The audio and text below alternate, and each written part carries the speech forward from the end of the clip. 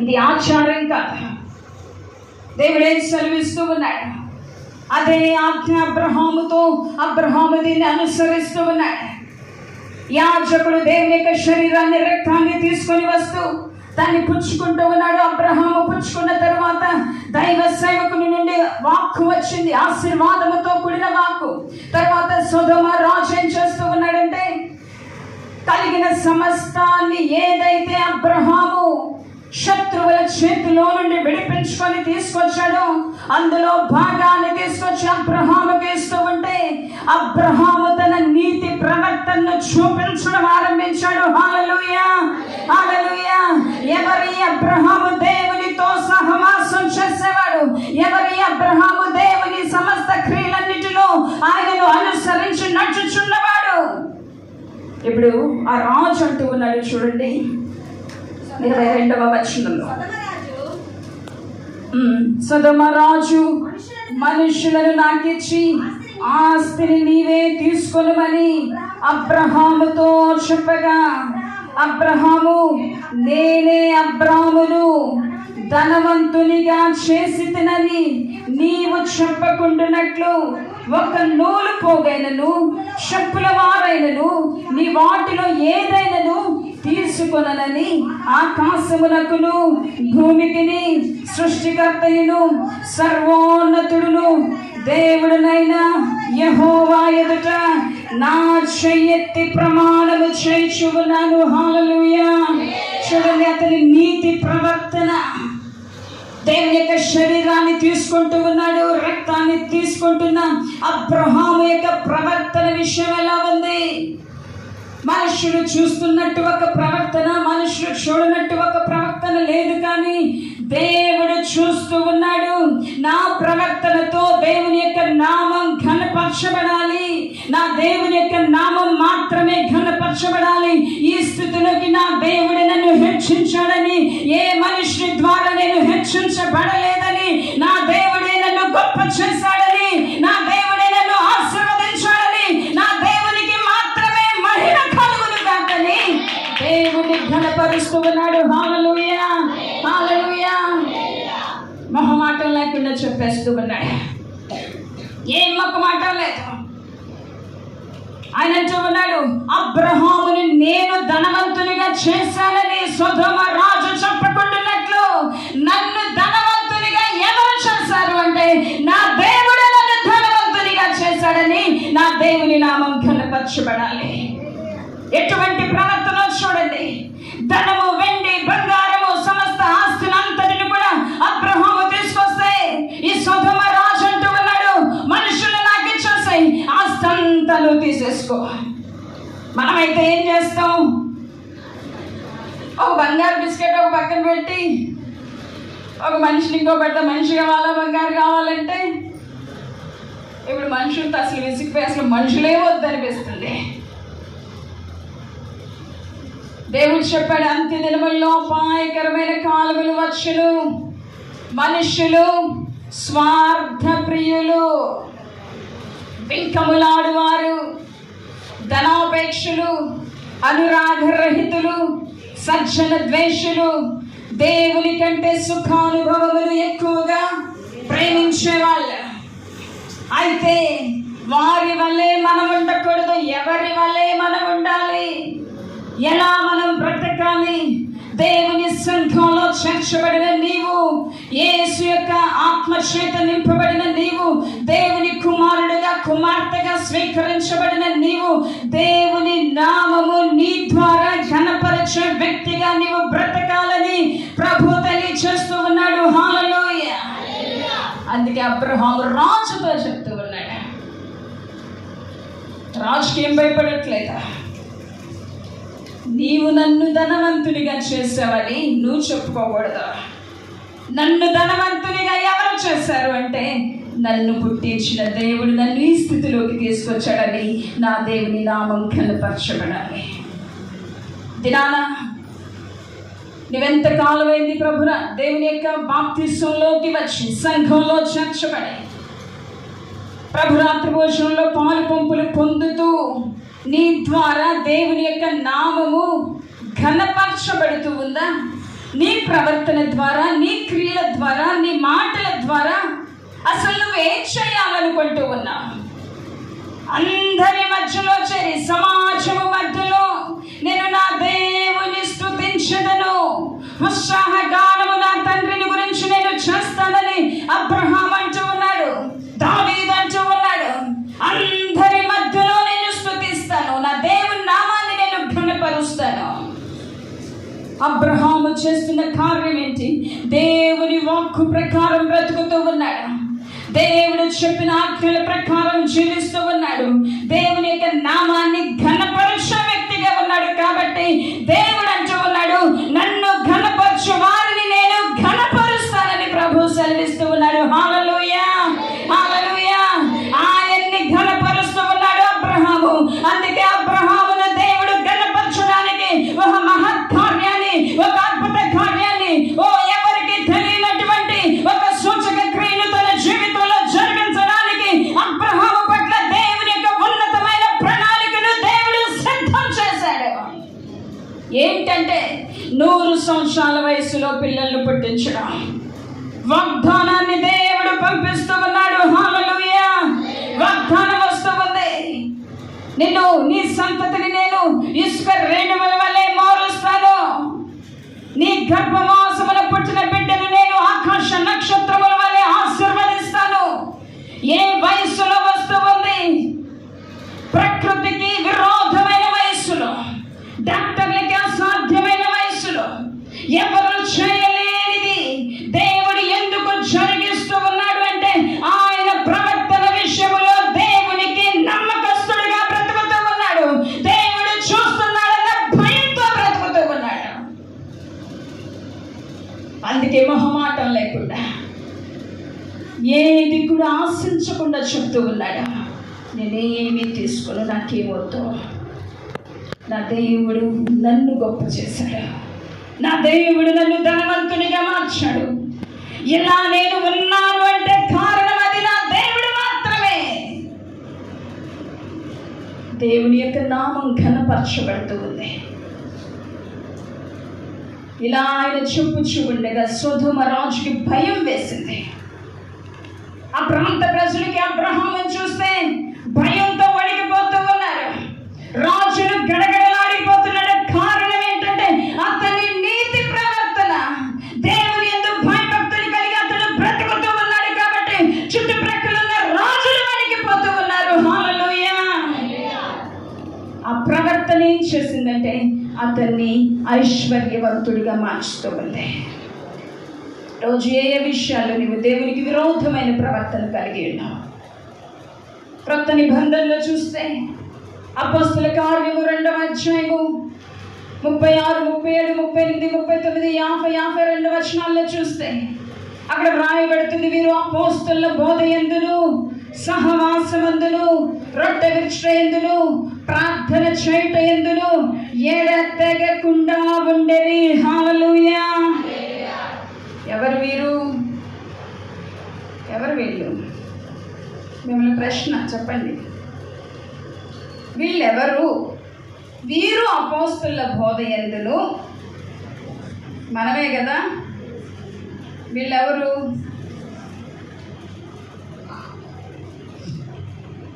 Full తినేసి వచ్చారా?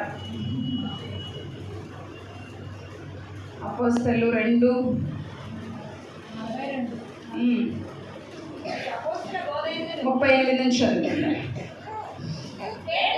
పేతురు, మీరు మారు మనసు పొంది పాప క్షమాపణ నిమిత్తము ప్రతివాడు యేసుక్రీస్తు నామమున బాప్తిస్మము పొందిరి, అప్పుడు మీరు పరిశుద్ధాత్మను వరము పొందుదురు.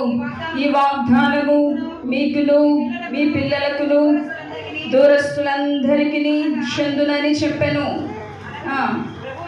42వ వచనం, 41 చదువుకున్నాం. కాబట్టి అతని వాక్యము అంగీకరించిన వారు బాప్తిస్మం పొందిరి. ఆ దినమందు ఇంచుమించు 3,000 మంది చేర్చబడిరి. ఎంతమంది? 3,000 మంది సంఘంలో చేర్చబడ్డారు. మీరెవరు? బాప్తిస్మం పొందిన వాళ్ళు, రక్షింపబడిన వారు, ఆత్మచేత ముద్రించబడిన వారు, సంఘంలో చేర్చబడిన వారు. ఇప్పుడు వీళ్ళు ఎలా ఉన్నారు అంటే, వీరు అపోస్తలుల బోధ యందును, సహవాసమందును, రొట్టె విరుచుట యందును, ప్రార్థన చేయుట యందును ఎడతెగకుండా ఉండేరి. నేను ఇప్పుడు రివర్స్ చెప్తాను. అపోస్తలుల బోధ కొంతమంది మాత్రమే వింటున్నారు. నెంబర్ 2, సహవాసం అసలు ఎవరికి వద్దు. నెంబర్ 3, రొట్టె విరుచుట అందరికీ కావాలి, అందుకే మొదటి వారంలో అందరూ కనిపిస్తారు. ప్రార్థన చేయుట యందు ఎడతెగకుండా ఉండేరి. ఎడతెగిపోయింది. అవునా? సంఘ ప్రార్థన జరుగుతుందా? కుటుంబ ప్రార్థనలు జరుగుతున్నాయా? వ్యక్తిగత ప్రార్థనలు జరుగుతున్నాయా? వార కార్యక్రమాలు జరుగుతున్నాయా? ఏమొద్దు, ప్రభురాత్రి భోజనం మాత్రం కావాలి, మొదటి వారంలో మాత్రమే కనిపిస్తారు. ఆశీర్వాదము మనకి ఎలా వస్తూ ఉంది? అబ్రహాము ఏ రీతిగా ఆశీర్వదించబడ్డాడు? ఒక్క రొట్టె, ఒక్క ద్రాక్ష రసం విషయం మాత్రం కాదుగా ఆయన పాటించింది. అన్ని విషయాల్లో దేవుడికి నమ్మకస్తుడిగా బ్రతుకుతూ ఉన్నాడు. హల్లెలూయా, హల్లెలూయా. ఆత్మ సంబంధమైన యుద్ధం చేసే వ్యక్తిగా ఉన్నాడు.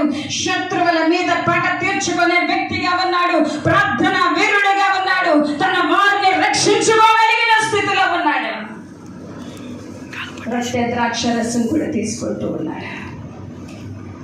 తన క్రియల మూలంగా దేవుని గణపరిచే వ్యక్తిగా ఉన్నాడు. ఈరోజు క్రియల మూలంగా దేవుని గణపరచలేని స్థితిలో ఉన్నాం. సహవాసంలోకి రాలేని స్థితిలో ఉన్నాం. ప్రార్థన జీవితాలు ఆరిపోయిన స్థితిలో ఉన్నాం. ఒక్కటి మాత్రం అనుసరిస్తూ ఉన్నాం. ప్రతి నెల ఖచ్చితంగా తీసుకోకపోతే ఏమవుతుందో తీసుకోవాలి. ఖచ్చితంగా తీసుకుంటున్న నీవు ఏ స్థితిలో ఉండాలి? వీరు అపోస్తలుల బోధ యందును, సహవాసమందును, రొట్టె విరుచుట యందును, ప్రార్థన చేయుట యందును ఎడతెగకుండా ఉండేరి. అక్కడ తరువాత ఏం జరిగిందంటే, ప్రతి వానికి భయము కలిగెను. హల్లెలూయా. దేవుడు మహత్కార్యాలను, సూచక క్రియలను, అద్భుతాలను జరిగించడం ఆరంభించారు. వారు ప్రార్థన చేయించు ఉండగా వారు కూడి ఉన్న చోటు కంపించుచు ఉన్నది. అనేక మంది రక్షణ పొందుచున్న వారు సంఘంలో చేర్చబడుతూ ఉన్నారు. సంఘం ద్వారా జరిగే కార్యాలు ఏం జరుగుతూ ఉన్నాయి? సంఘంలో నూతనంగా చేర్చబడుతూ ఉన్నారు. దీనంతటికి కారణం ఏంటంటే, రక్షించబడిన విశ్వాసులు సహవాసాన్ని వదలకుండా ఉన్నారు. ప్రార్థన వీరులుగా ఉన్నారు. యుద్ధ వీరులుగా ఉన్నారు. శత్రువుల మీద పగ తీర్చుకునే వారుగా ఉన్నారు. దేవుని శరీరము రక్తములో పాలు పంపులు పొందేవారుగా కూడా ఉన్నారు. ఇవన్నీ చేయడం ద్వారా దేవునికి ఆశీర్వాదము అంచెలంచెలుగా, సమృద్ధిగా, విస్తారంగా సంఘం మీదకి కుమ్మరించబడుతూ ఉన్నది. హల్లెలూయా, హల్లెలూయా. అందుకే కీర్తనలు 133వ కీర్తనలో రాయబడుతూ ఉంది, సహోదరులు ఐక్యత కలిగి నివసించుట ఎంత మేలు, ఎంత మనోహరము.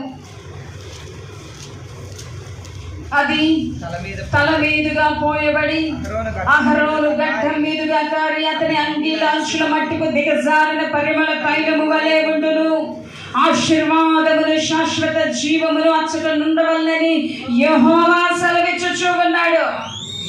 ఎక్కడ ఆశీర్వాదం ఉంది, ఎక్కడ శాశ్వత జీవితం ఉందంటే, ఎక్కడైతే సంఘము ఐక్యంగా ఉన్నదో, సహోదరులు ఐక్యంగా ఉన్నారో, అది పరిమళ సువాసనగా వెదజల్లుచూ ఉన్నది. అందుకే అపవాది ఏం చేస్తూ ఉన్నాడంటే, సహవాసంలో నుండి నేను దూరం చేస్తూ ఉన్నాడు. ఎలా దూరం చేస్తాడంటే,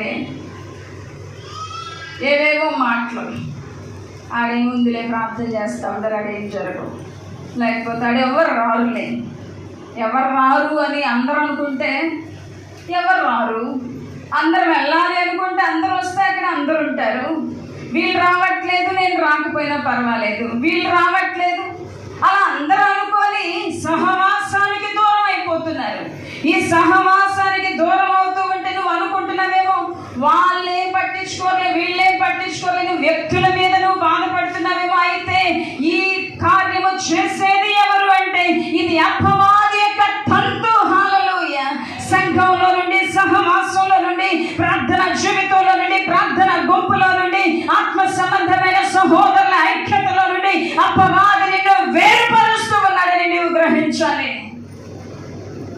ఇది నీ ఆత్మీయ పతనానికి దారి తీస్తూ ఉంది. నీ ఆత్మీయ జీవితం పతన స్థితికి చేరుకుంటుంది. కాబట్టి ఏమున్నా ఏమీ లేకపోయినా సంఘములో నీవు స్తంభంగా నిలబడాలని దేవుడు తెలియచేస్తూ ఉన్నాడు. శరీరాన్ని రక్తాన్ని తీసుకుంటున్న నీవు దేవునికి సాక్షిగా బ్రతకాలి, దేవునికి నమ్మకస్తుడిగా ఉండాలి, దేవునికి యథార్థపరుడుగా ఉండాలి. సంఘంలో నీవు సాక్షిగా ఉండాలి, సంఘంలో దేవుని యొక్క రక్షణ సువార్తను ప్రకటించే వ్యక్తిగా నీవు ఉండాలని దేవుడు తెలియచేస్తూ ఉన్నాడు. కాబట్టి దినాల మన ఆత్మీయ జీవితం ఎలా ఉంది?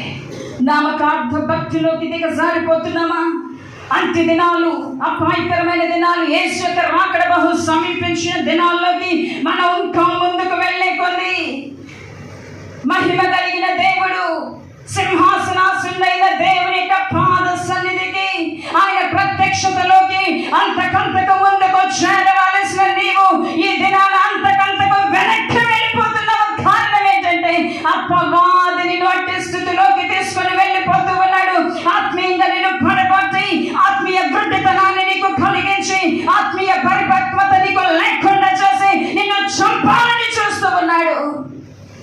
కాబట్టి దినాన నీవు అపవాది యొక్క తంతు నీవు గ్రహించాలి. నిద్రమత్తో చేస్తుందా? ప్రార్థన చేయలేని స్థితిలోకి వెళ్ళిపోతున్నావా?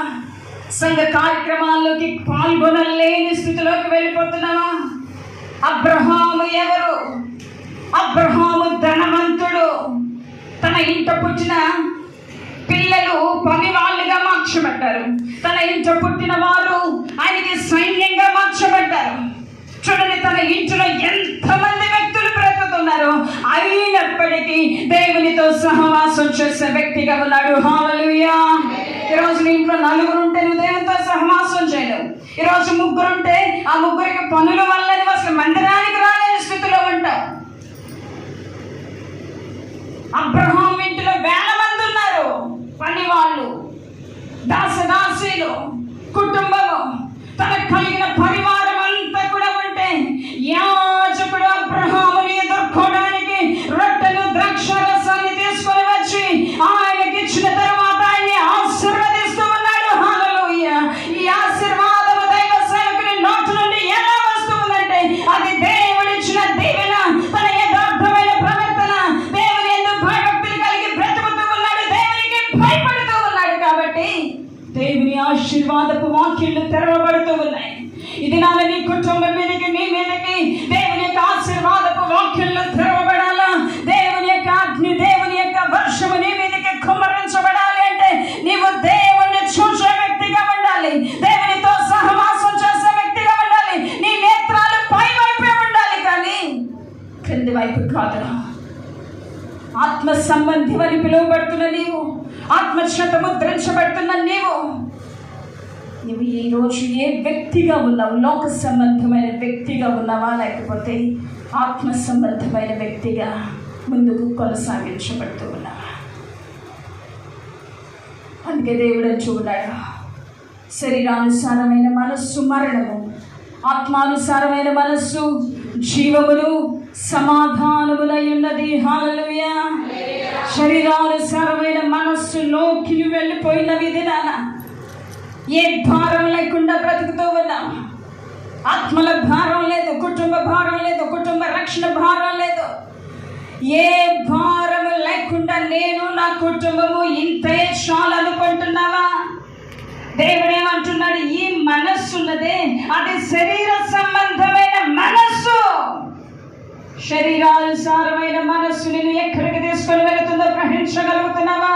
అది నిన్ను మరణములోకి తీసుకువెళుతుంది.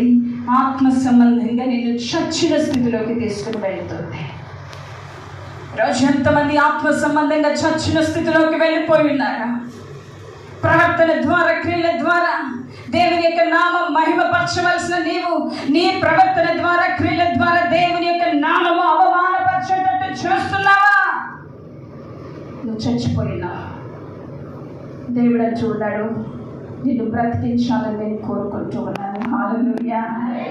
నువ్వెక్కడ బలహీనుడు అయిపోయావు, నువ్వెక్కడ పడిపోయిన స్థితిలో ఉన్నావు, నువ్వెక్కడైతే దేవుని యొక్క మార్గాన్ని తొలగి ఆయన సహవాసాన్ని విడిచిపెట్టి వెళ్ళిపోయినావు, నేను అక్కడ నేను లేవనెత్తాలని కోరుకుంటున్నాను. అందుకే నా బలహీనత లేదు, నీ బలహీనత లేదు, నా బలమును నీకు పరిపూర్ణము చేయాలనుకుంటున్నానని ప్రభు అంటూ ఉన్నాడు. హల్లెలూయా. ఈరోజు ఏ బలహీనత నేను ఆత్మ సంబంధంగా దిగజార్చేస్తుంది, ఏ బలహీనత నిన్ను ఆత్మీయంగా చచ్చిన స్థితిలోకి తీసుకొని వెళ్తుంది, దేవుని దగ్గరికి రా. సిలువలో నీకు రక్షణ కలుగుతుంది, సిలువలో నీకు విడుదల కలుగుతూ ఉంది. అందుకే సిలువ యొద్దకు రమ్మని ప్రభు పిలుస్తూ ఉన్నాడు. సిలువ దగ్గరకు వచ్చి, దేవా ఇదిగో ఈ బలహీనత నన్ను వేధిస్తూ ఉన్నది, ఈ బలహీనత చేత నేను బంధించబడి ఉన్నాను అనుకుంటున్నాను, కానీ చేయలేకపోతున్నాను, నడవాలనుకుంటున్నాను కానీ నడవలేకున్నాను, నీవు నన్ను విడిపించు ప్రభు. సిలువలో నీకు విడుదల కలుగుతూ ఉన్నదని ప్రభు సెలవిస్తూ ఉన్నాడు. హల్లెలూయా. యెషయా గ్రంథం 53 సెలవిస్తూ ఉంది, అతనికి స్వరూపమైనను సొగసైనను లేదు, మనుషులు చూడనల్లని వానిగాను, విసర్జింపబడిన వానిగాను, తృణీకరించబడిన వానిగాను మనం అతన్ని ఎంచుతమి. మన వ్యసనములను బట్టి అతడు గాయపరచబడును, మన దోషములను బట్టి అతడు నలుగగొట్టబడును, మన సమాధానార్థమైన శిక్ష అతని మీద పడును, అతడు పొందిన దెబ్బల చేత మనకు స్వస్థత విడుదల కలుగొచ్చు ఉన్నది. హల్లెలూయా. మన వ్యసనములను బట్టి ఆయన నలుగగొట్టబడ్డాడు, మన దోషములను బట్టి ఆయన శిక్షింపబడ్డాడు. ఆయనకు స్వరూపమైనను లేదు, సొగసైనను లేదు.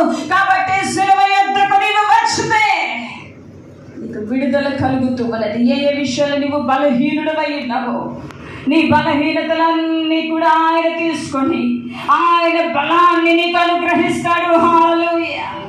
ఏ ఏ విషయాలు నీవు ఇప్పుడు బలహీన స్థితిలో ఉన్నావు, ఏ ఏ విషయాలు నీవు పతన స్థితికి చేరుకున్నావు, ఏ ఏ విషయాలు నీవు పడిపోయి ఉన్నావు, ఏ విషయాలు నీవు దిగజారిపోయినావు, ఏ ఆత్మీయ స్థితిలో నీవు అముటితనంలోకి వెళ్ళిపోయావు, గుడ్డితనంలోకి వెళ్ళిపోయావు, అంధత్వంలోకి వెళ్ళిపోయావు, దేవుడు అంటూ ఉన్నాడు, నా సిలువ యొద్దకు రా, నేను పొందిన దెబ్బల చేత నీకు విడుదల కలుగుతూ ఉన్నది, నా రక్తము నిన్ను శుద్ధీకరించడానికి ప్రవహిస్తూ ఉన్నదని ప్రభు సెలవిస్తూ ఉన్నాడు. హల్లెలూయా.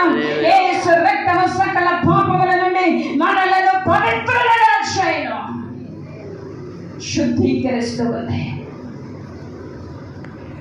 దేవాని నీ నామాన్ని ఘనపరచే విధంగా నేను బ్రతకాలి, నా బ్రతుకు మూలంగానే నిన్ను ఘనపరచాలి, నా చావు మూలంగానే నిన్ను ఘనపరచాలి. చచ్చిన తర్వాత సంత ముందు బ్రతికి ఉన్నప్పుడన్నా ప్రభువును ఘనపరచాలి కదా. దేవుని నామాన్ని ఏ రీతిగా నువ్వు చూస్తూ ఉన్నావు? అబ్రహామును జ్ఞాపకం చేసుకుని, దావీదును జ్ఞాపకం చేసుకుందాం, అనేక మంది భక్తుల యొక్క జీవితాన్ని జ్ఞాపకం చేసుకుంటే ఏది వారికి ముఖ్యం కాదు, ఏది వారికి ప్రాముఖ్యం కాదు. దేవునితో సహవాసం వారికి ప్రాముఖ్యం, దేవునితో వారికి సమయం గడపడం ప్రాముఖ్యం, దేవుని యొక్క నీతి వారికి ప్రాముఖ్యం, దేవుని యొక్క పరిశుద్ధత వారికి ప్రాముఖ్యం. అందుకే దేవుడు వారికి స్నేహితుడిగా మారిపోయాడు, అందుకే దేవుడు వారికి హృదయానుసారుడిగా మారిపోయాడు. అందుకే ఆ వ్యక్తిని గురించి దేవుడు అంటున్నాడు, నా ఇల్లంతటిలో వీళ్ళు నమ్మకమైన వాళ్ళని దేవుడు సాక్ష్యం ఇస్తూ ఉన్నాడు. ఈ రోజు నీ సాక్ష్యం ద్వారా, నీ మాటల ద్వారా, నీ క్రియల ద్వారా దేవుడు నిన్ను బట్టి ఏం సాక్ష్యం ఇస్తూ ఉన్నాడు? నా ఇల్లంతటిలో నమ్మకస్తుడు అంటూ ఉన్నాడా, లేకపోతే నా హృదయానుసారుడు అంటున్నాడా, నా ఆజ్ఞను అనుసరించేవాడు అంటున్నాడా? ఏమంటున్నాడు దేవుడు నిన్ను బట్టి? లేకపోతే నాకు దూరం అయిపోయాడు అంటున్నాడా? అసలు నాతో మాట్లాడని వ్యక్తిగా ఉన్నాడు అనుకుంటున్నాడా? నిన్ను గురించి దేవుడు ఏమనుకుంటూ ఉన్నాడు? ఎవరి వ్యక్తిగతానికి వారికి తెలుసు, నీ అంతరంగానికి నీకు తెలుసు. నీవు దేవునికి దూరస్తుడిగా ఉన్నావా, లేకపోతే దేవునితో ఐక్యత కలిగి ఉన్నావా? ఒకవేళ నీవు దేవునికి దూరస్తుడిగా ఉంటే సమీపస్తుడిగా నీవు మార్చబడాలి. సమీపస్తుడిగా నీవు ఉంటే ఇంకా సమీపములోకి దేవునితో నీవు కలిసిపోవాలని ప్రభు సెలవిస్తూ ఉన్నాడు. హల్లెలూయా. దేవునితో కలుసుకునేవాడు ఆయనతో ఏకాత్మ అయి ఉన్నాడు. దేవునితో కలుసుకున్నవాడు, ఆయనతో ఏకాత్మ అయి ఉన్నాడు. ఆయన ఆత్మ నీ ఆత్మ ఏకమైపోతుంది. ఆయన హృదయము నీ హృదయము ఏకమైపోతుంది. ఆయన క్రియలు నీ క్రియలు ఏకమైపోతాయి. ఇప్పుడు దేవుని యొక్క క్రియలు నీ జీవితం ద్వారా వ్యక్తపరచడం నువ్వు చూస్తావు. నువ్వు మాట్లాడితే సమాధానకరమైన మాటలు బయటకు వస్తాయి.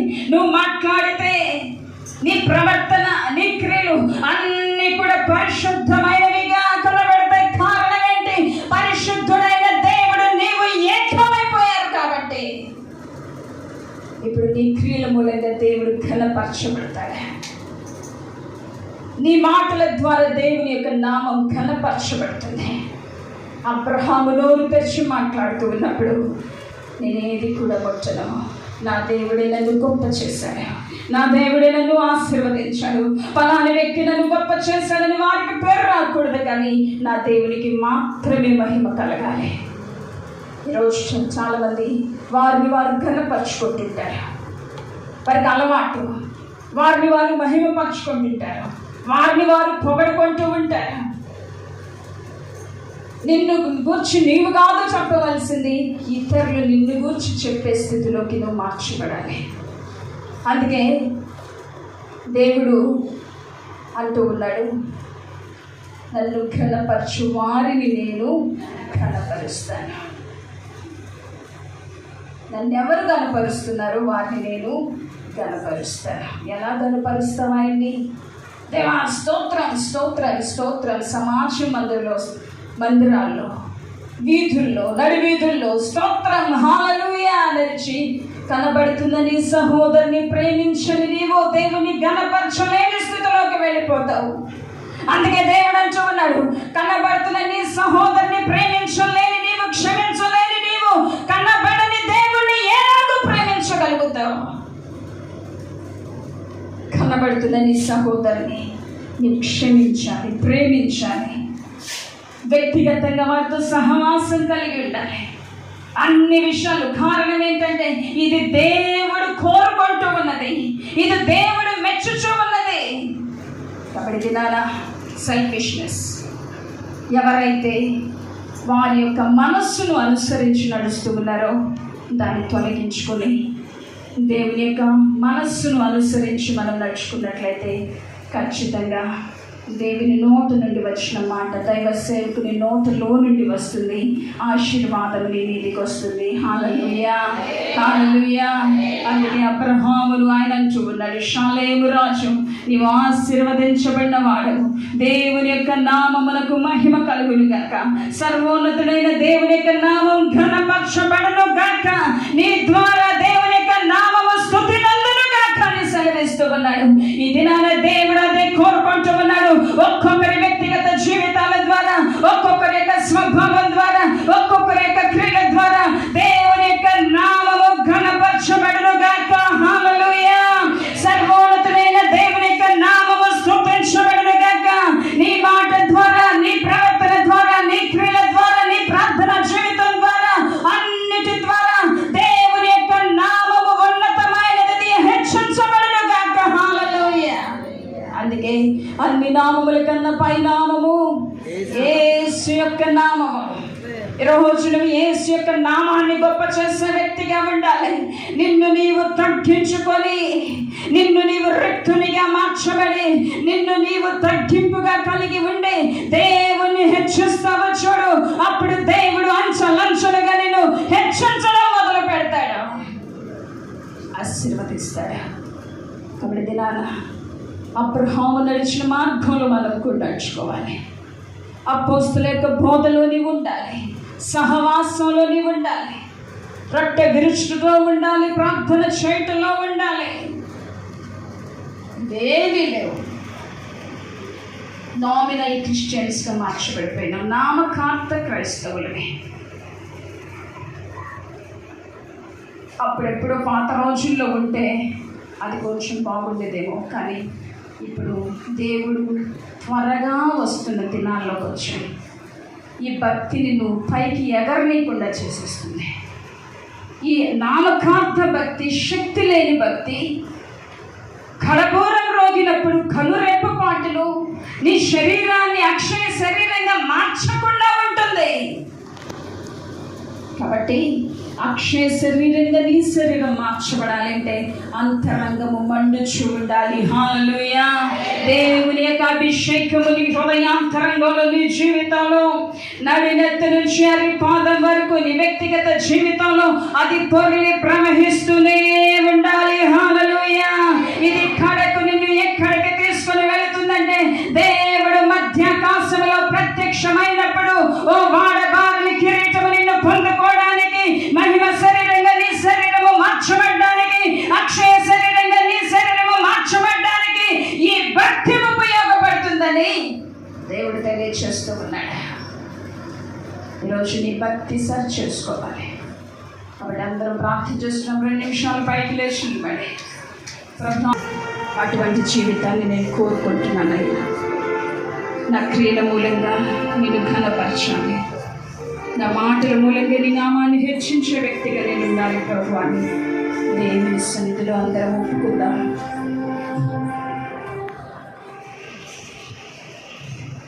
నా బ్రతుకు దినములు లెక్కించ